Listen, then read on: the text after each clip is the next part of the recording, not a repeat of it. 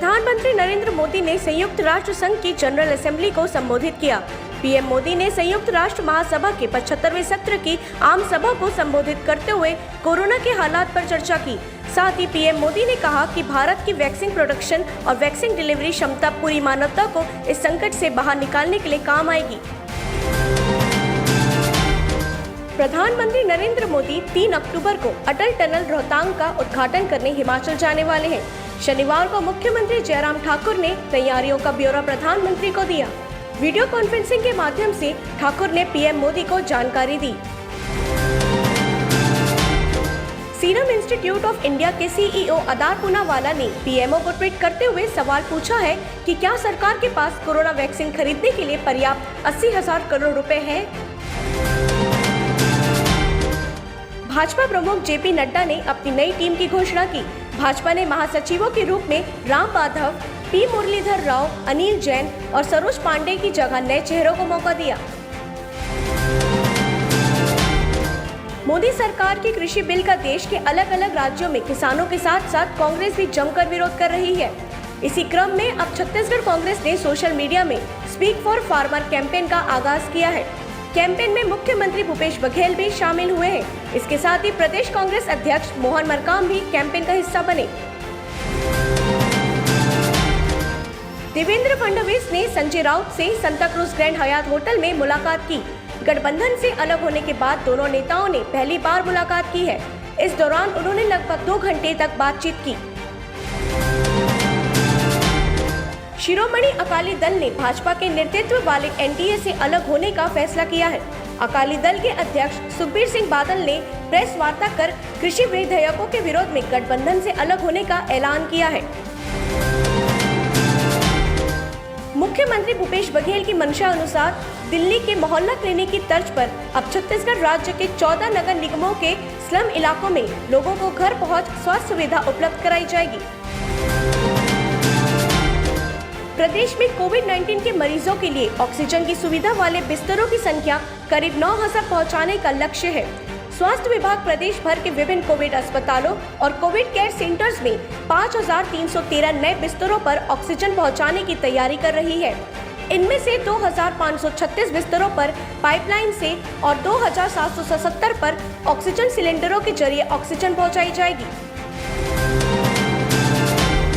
गृह मंत्री ताम्रध्वज साहू ने शनिवार को विभागीय अधिकारियों की उच्च स्तरीय बैठक बुलाई थी। बैठक के दौरान नक्सल समस्या, उप निरीक्षक और आरक्षक भर्ती प्रक्रिया के संबंध, कानून व्यवस्था और राजनीतिक प्रकरण वापसी विषयों पर अधिकारियों से चर्चा की गई। इस दौरान मंत्री साहू ने अधिकारियों को सख्त निर्देश दिए हैं। आईएएस शिखा राजपूत आर्थिक एवं सांख्यिकी विभाग की डायरेक्टर बनाई गई है। राज्य सरकार ने देर शाम उनके इस अतिरिक्त प्रभार का आदेश जारी किया है। पेंड्रा गोरेला मारवाही कलेक्टर से हटने के बाद राज्य सरकार ने उन्हें नापतोल विभाग का नियंत्रक बनाया था।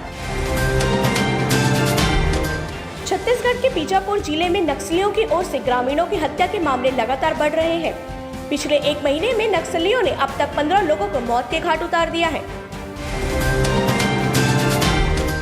छत्तीसगढ़ में कोरोना पॉजिटिव का आंकड़ा अब 1 लाख के पार पहुंच गया है। छत्तीसगढ़ में बीती रात मिले 3,896 नए मरीजों के साथ ही प्रदेश में कुल पॉजिटिव का आंकड़ा बढ़कर 1,02,461 हो गया है।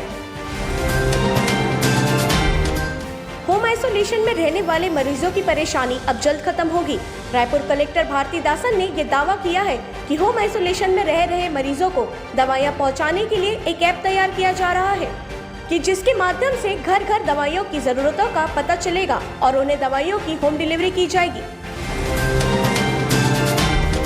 धमतरी जिले के सभी नगरीय निकायों के सभी वार्डों को आगामी 30 सितंबर तक कंटेनमेंट जोन घोषित कर प्रतिबंधित आदेश जारी किया गया है।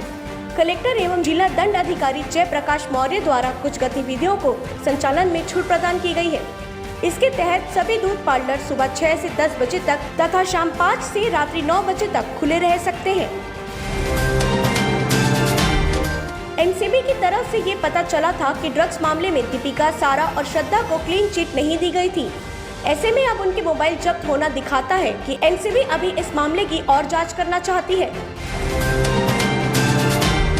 तुमकुरू के एक वकील ने बॉलीवुड अभिनेत्री कंगना रनौत के खिलाफ केस दर्ज करने की मांग की है। वकील ने तुमकुरू कोर्ट को निजी तौर पर ईमेल के माध्यम से शिकायत पत्र भेजकर कंगना पर उकसाने, घृणा फैलाने और देश भर के किसानों के अपमान का आरोप लगाते हुए केस दर्ज करने की मांग की है। बिग बॉस 14 के शो में इस बार कई ऐसी चीजें होने वाली है जो पहले कभी नहीं हुई है। यही नहीं, बिग बॉस का घर भी पहले से बिल्कुल अलग होगा। अब जब बिग बॉस शुरू होने में कुछ ही दिन रह गए हैं, बिग बॉस के घर में पहली बार रेस्टोरेंट, स्पा, थिएटर और मॉल होगा। हालांकि इसकी सुविधा टास्क जीतने वाले कंटेस्टेंट को ही मिलेगी। कोलकाता नाइट राइडर्स ने शनिवार को खेले गए IPL मुकाबले में हैदराबाद को 7 विकेट से हरा दिया है। KKR के लिए यह सीजन की पहली जीत होगी। वहीं हैदराबाद को लगातार दूसरी हार मिली है। भारतीय क्रिकेट कंट्रोल बोर्ड BCCI ने पूर्व स्पिनर नीतू डेविड को महिलाओं के राष्ट्रीय चयन पैनल का चेयरमैन नियुक्त करने की घोषणा की है।